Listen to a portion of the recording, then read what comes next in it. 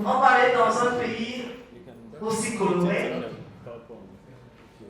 On va inviter ici notre ambassadeur de ce pays, qui n'est nul autre que, sous vos applaudissements s'il vous plaît,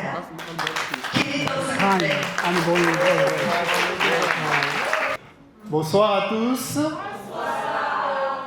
Alors, quand je prononce une phrase, vous répondez « Viva ».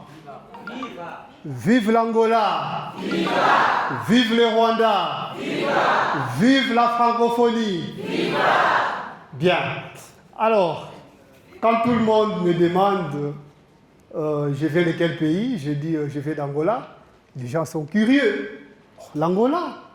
Oui, l'Angola fait aussi partie des membres observateurs de la francophonie. Alors, j'aimerais vous faire découvrir ce pays qui est l'Angola. Ma collègue a déjà anticipé, c'est un pays de l'Afrique australe. On peut l'observer. Voilà. OK. Et donc, au nord, nous avons le Congo, la République démocratique du Congo. À l'est, nous avons la Zambie. Au sud, il y a la Namibie. Et l'ouest, donc le pays est bordé à l'ouest par l'océan Atlantique, comme on peut le voir. Et voilà. Et donc, l'Angola, c'est une terre de musique et de partage et de diversité. OK, on peut évoluer, d'accord? Et là, nous avons notre drapeau. Nous observons deux grandes parties avec deux couleurs. Il y a la couleur rouge et la couleur noire. Le rouge représente le sang versé durant la lutte pour l'indépendance, tandis que le noir symbolise notre continent africain. Nous avons aussi l'emblème au centre. Il y a une étoile jaune, elle incarne le progrès, mais aussi la solidarité internationale. La langue officielle, c'est le portugais, c'est une colonie portugaise, et nous avons plein de langues nationales. Par exemple, nous avons le Kimbundu, Umbundu, le Kikongo, qui est ma langue nationale. Voilà, paysage et nature. Si vous allez en Angola, eh bien, vous allez découvrir des choses merveilleuses. La première image, nous avons la faille de Tundavala. C'est dans la province de Huila. Et l'autre image, c'est la forêt de Mayombe, dans la province de Cabinda. Alors, je voulais faire une pause par rapport à cette forêt, parce que là, il y a certains collègues qui me demandent, mais où tu as appris le français? Et donc, c'est dans cette forêt où j'ai appris mon français. Il y a un séminaire caché dans cette forêt. Voilà, et donc j'ai passé 6 ans d'études dans cette forêt, dans ce séminaire. Et justement, c'est de là où j'ai eu 6 ans de la langue latine. Et c'est justement cette langue latine qui m'a donné le goût d'apprendre les langues. Et donc, si aujourd'hui je parle français, c'est grâce à ce séminaire qui est caché dans cette forêt, qui est la célèbre forêt du Mayombe. Voilà. Et nous avons les grottes de Nzezu, dans la province de Wish. Et de l'autre côté, nous avons l'étang de Karungu, dans la province de Lunda Nord. Et nous avons les monts Moko, dans la province de Wambo. C'est le mont le plus culminant du pays. Et nous avons les chutes de Kalandula, dans la province de Malange. Et pour terminer, la dernière image, nous avons les chutes du fleuve Chiumbe, Lundasul, la province. Il y a bien d'autres sites touristiques, mais j'ai juste sélectionné 7 parce que là, je n'ai que 15 minutes. On avance. Voilà, gastronomie angolaise.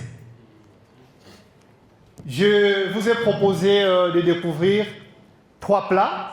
Le premier plat, c'est le funge. On appelle ça plat national en Angola. Si un jour vous visitez Angola, certainement vous ne retournerez pas sans goûter au funge. Alors, c'est quoi le funge? Le funge est le plat national de l'Angola. C'est une pâte préparée à base de farine, de manioc ou de maïs que l'on sert avec presque tout le repas. Voilà, il accompagne les sauces, la viande ou le poisson. Donc, c'est un peu du riz dans les autres cultures. Donc, il est un peu international. Et le deuxième plat, c'est le kaloulou. C'est quoi le kaloulou? Le kaloulou, c'est un ragoût très parfumé à base de poissons séchés ou de viande, mélangé avec des légumes et parfois des feuilles, des patates douces.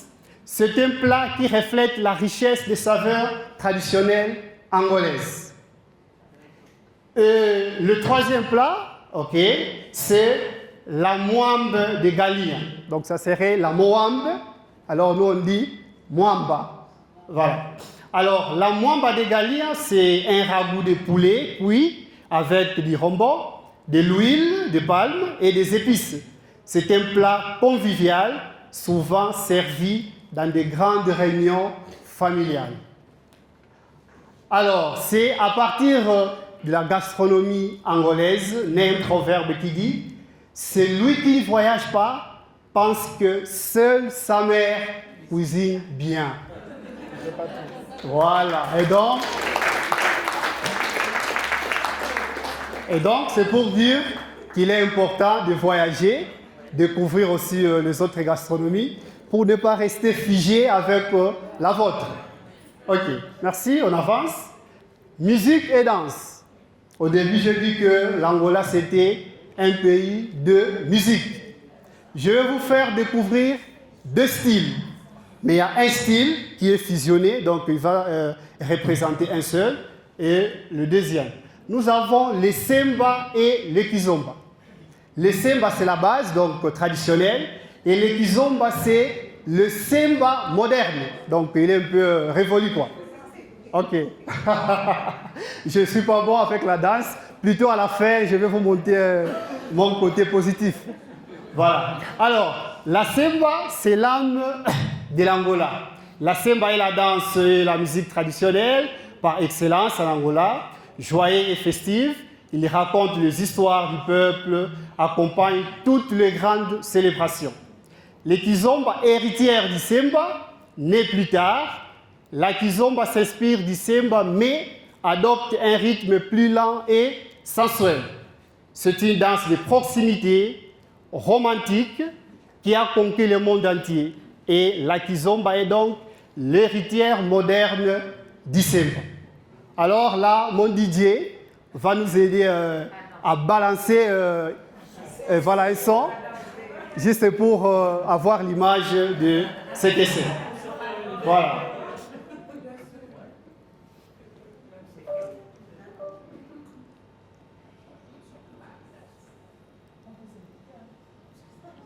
DJ.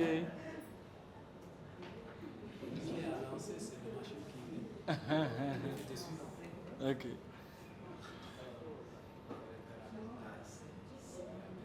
Ça ne tient pas?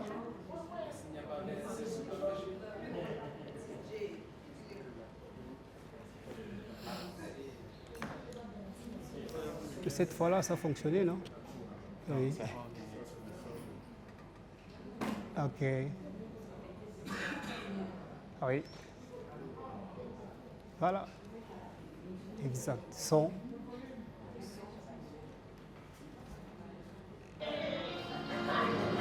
Ok.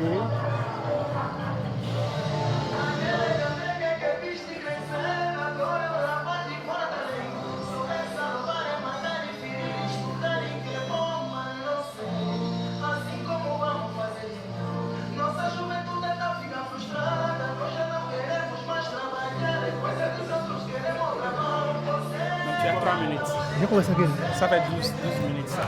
12 minutes. Ouais.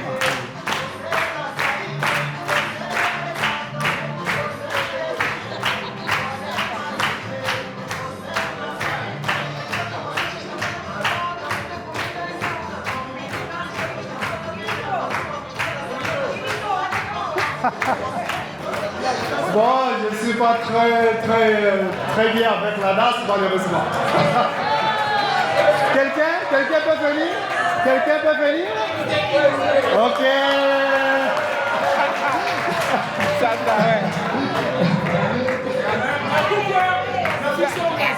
Ah ouais?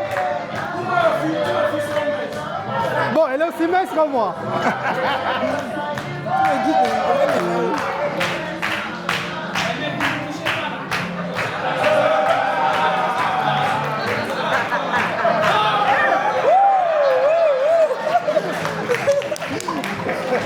Alors, on passe à une autre danse ou à un autre style. Le deuxième style que nous allons découvrir s'appelle le koudour. Koudour. Alors, c'est le style le plus populaire du pays. Le koudour, ok. Voilà, né à Luanda dans les années 1990, le koudour mélange musique électronique et rythme africain. Sa danse est rapide, puissante et pleine d'énergie. C'est le mot de la créativité et de la jeunesse angolaise. Juste 5 secondes pour avoir l'image sur le koudour.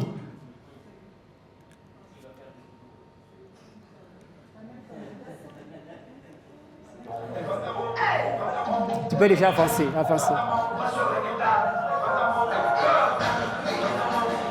Alors, dans cette danse, c'est terrible. On se lance même sur la terre. Ah oui.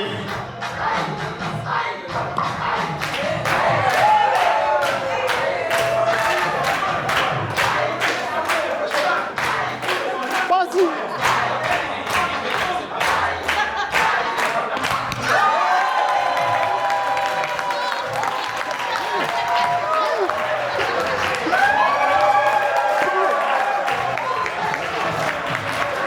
On avance. Ok. Alors, pour terminer,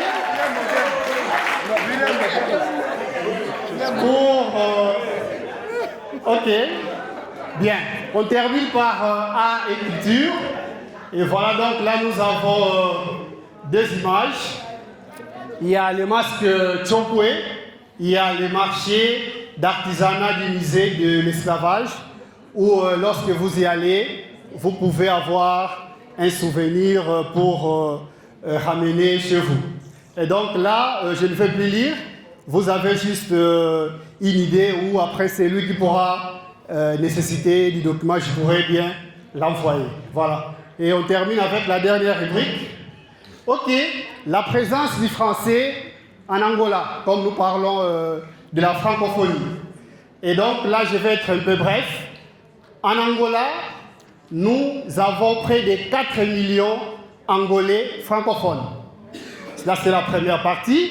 Et la deuxième partie, il y a un réseau solide qui continue de grandir. Nous avons 300 000 élèves, 1300 enseignants, 3 alliances françaises, 4 lycées labellisés, France Éducation, et une université membre de l'AIF. Donc, c'est l'agence universitaire de la France. Et le français est une langue d'avenir dans la région. L'Angola, c'est un carrefour stratégique entre le monde lusophone et francophone. Et il y a une forte mobilisation pour les enseignants, principalement au niveau de l'ambassade. Il y a des formations. Et d'ailleurs, je vous rappelle qu'au mois d'août, il y a un BELC organisé en Angola. Oui, exactement. Ok, alors je termine avec un petit point. Je vous rappelle que le premier président de l'Angola, Agostino Neto, homme politique et poète, en Angola, il est appelé le plus grand poète.